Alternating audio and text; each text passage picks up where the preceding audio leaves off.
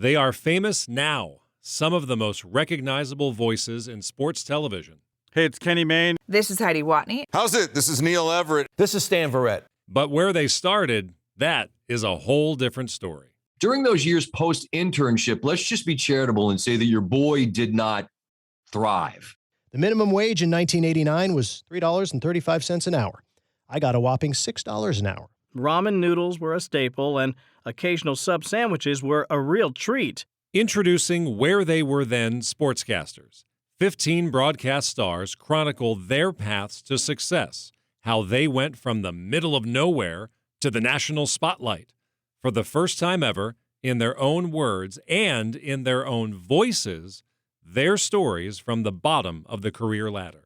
We go to commercial break, and I feel like the worst human being in the world. I failed. My career is over. Nobody is ever going to put me back on TV after this. I don't think she could believe that this was where her son was going to live, in this house, in this unknown small city with complete strangers. She literally had tears streaming down her face. Before they covered the Masters, the World Series, and the Super Bowl, they covered...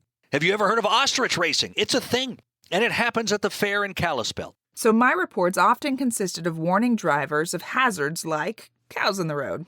After your third year promoting the annual youth volleyball car wash fundraiser at the Fuddruckers parking lot, parents, sign up your kids on the way out of the Basha's grocery store. Jan, back to you for the weather. Yes, the road to the big time can be quite bumpy and quite hilarious. She let me hold the monkey for the live shot, and of course, as soon as I began talking, the monkey started climbing all over me.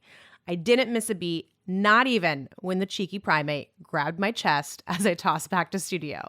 And now I'm standing on the Vegas Strip with an alleged prostitute who is screaming at me because she spotted my wireless mic. Heck, I applied to be the spokesperson for the wastewater treatment plant and didn't get that job.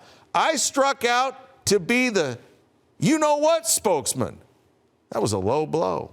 These are 15 stories of pure perseverance. Each chapter offers a previously untold glimpse into what it takes to be the best in one of the most competitive careers imaginable. These are sportscasters who knew what they wanted and stopped at nothing to achieve their dreams. I was so bleary-eyed I hardly noticed, but I spent the first hours of my 24th birthday watching jockstraps and socks in the utility room of a 2-bit casino. For the next 5 or 6 months, I spent every weekend putting together a mock sportscast. And every Monday morning, I would leave that tape on the news director's desk. Eventually, he relented and gave me the job. The headliner, Scott Van Pelt, the most recognizable face in TV sports, shares his career story, which, like SVP, is unlike any other. Not that I'm so unique, but my circumstances undoubtedly are. Unless you just happen to have an in with someone who can get you a gig at a niche network, which is about to launch, where you get an on-air opportunity with zero experience, then meet and develop an excellent working relationship with the single biggest sports star on planet Earth. I mean, just do that, right? Author and former ESPN anchor Scott Reiss personally assembled this all-star cast and brilliantly prefaces each individual adventure as well as the collective quest for TV greatness. A journey that is unique to each of us, yet relatable to all of us. A journey so surreal and surprising, so frustrating and funny, so ridiculous and rewarding, it simply deserves to be told. In the words of Hall of Fame broadcaster Bob Costas, quote, "This is fascinating stuff." Hall of Fame wide receiver Jerry Reiss adds, quote, "I know the hard work it takes to be the best on the field, and this book makes you appreciate what it takes to be the best in the broadcast studio. A fun and enlightening look at the careers of some of the all-time greats." Where They Were Then, Sportscasters.